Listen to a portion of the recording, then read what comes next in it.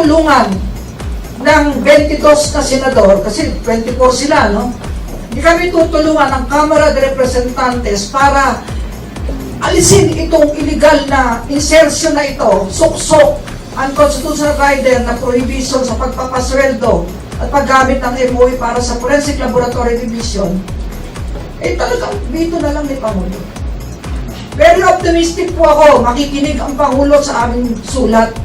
At sana po yung nag-receive sa Malacanang ng letter namin, dali nyo naman sa lamesa ni Pangulo.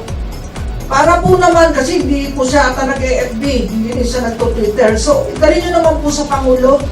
Alang-alang na po sa maralitang Pilipino na bumoto at sumuporta kay Pangulo para po sa hustisya at katotohanan dito sa kasong ito.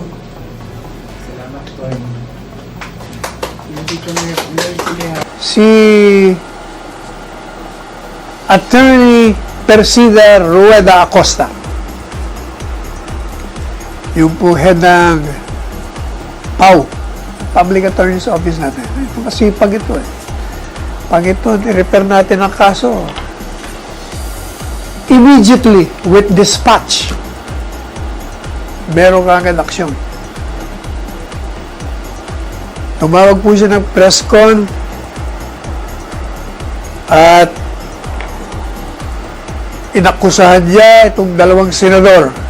Kubrad pa pala natin pareho ito. Si Franklin Drilon at si Sani Angara. Mga miyembro ng Sigmaro ito. Yung Franklin Drilon, kasabay natin na batch, although ahead sa akin sa College of Law ito. Ito naman si Sani, na-initiate pa natin to. Inaakusahan po ni Attorney Persida Acosta itong dalawa na mga nagtrabaho sa Accra. Dati mga si Drilon, naging partner doon. Si Sani Angara naman, naging litigator din doon. Aba, sabi niya, ito raw, ano ba accusation exactly? What is the accusation is that there is an attempt by these senators of illegally, that siguro this is not an attempt. They have already inserted illegally a provision in the 2021 budget that would effectively dissolve the agency's forensic division. Ano sabi? There's a budget ngayon. Itong dalawa raw na senador, Drilon at Angara, may sinigit na isang provision kung saan bubuwagin yung forensic division ng PAO. At ito raw isang pagtatangka na sirain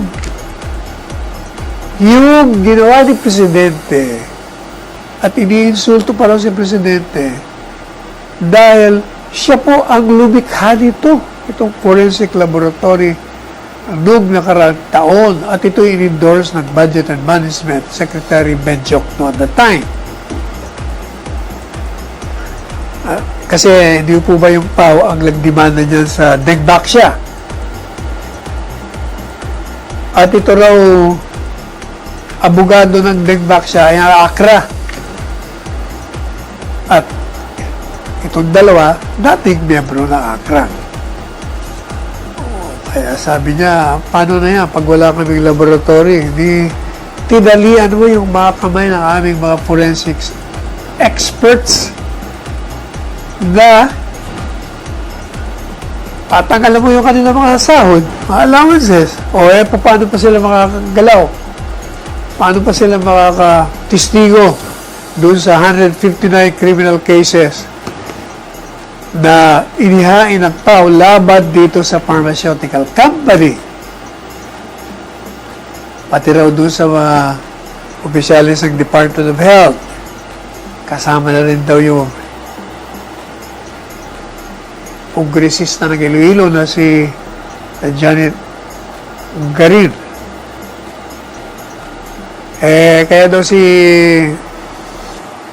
Attorney Acosta sumulat kay Presidente at siya po ay nananawagan na kung maaari ay i-veto o i-disapprove ni Presidente yung insertion sa budget.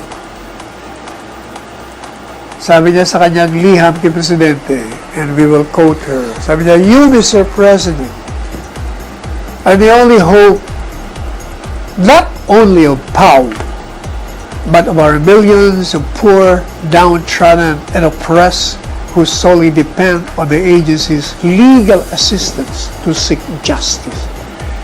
Si Presidente lang daw po ang merong kapangyarihan at pag-asa na matulungan yung mga milyong-milyong Pilipino na nangangailangan ng hustisya dahil sa nangyari daw sa dengue bakuna. Ito yung problema, yung kaproblema dyan sa dengue yung bakuna na sinasabi ng mga nag-demand na ito ang naging cause of death ng maraming nagpabakuna. O kaya tuloy naging controversial yung pagbabakuna because of this. Pinag-iinitan ang tao. At i-defund kayo kahit na ginagawa ninyo ang trabaho ninyo. So palagay niyo ano yung pinaka-rason at gusto kayong i-defund or to say it more simpler, bakit kayo pinag-iinitan? Para po matigil yung mga forensic exams.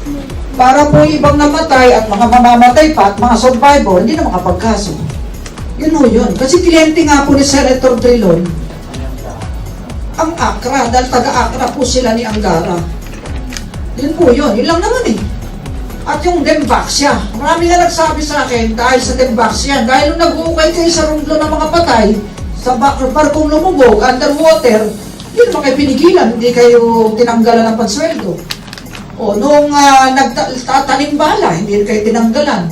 Nung yung Bonita Barangay, ipinatawag pa si Dr. Erpin ni Senator Ping Lacson sa Senado at ginawang expert resource person. O pati kay Kian, pinatawag si Dr. Erpin, pati ako. So sa puntong yan, nung dumating lang tong Dembaxia, mass indiscriminate vaccination without screening, without informed consent, without blood test, without disclosure of the four identified fatal risks, saka po sila ipasara to. Masyado na pong obvious. Obvious na obvious.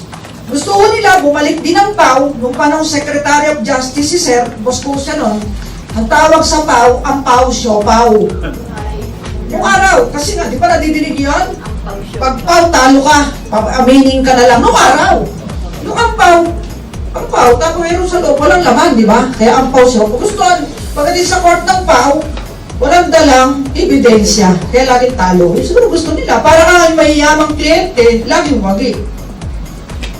Eh kami, api na nga yung kliyente namin, pati yung lawyer, aapihin. Eh, may batas nga po tayo, ang title, Reorganizing and Strengthening the Public Attorney's Office, strengthening, hindi weakening. Oh, nakalagay, providing funds, therefore, hindi sinabing defunding funds, defunding, hindi sinabi, providing. Hindi labag sa batas ang ginagawa nila. Walang valid cause ng pagtatanggal. Bago ka i-terminate, kung permanent employee ka, regular employee ka, dapat may valid cause, may notice, may hearing, may due process. Kaya, hindi ko maintindihan eh. Ang mambabatas, dapat alam mo ang batas.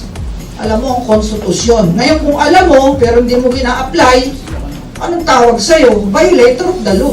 Violator of the Constitution. Sorry po, pero invasion of the ano na po to eh.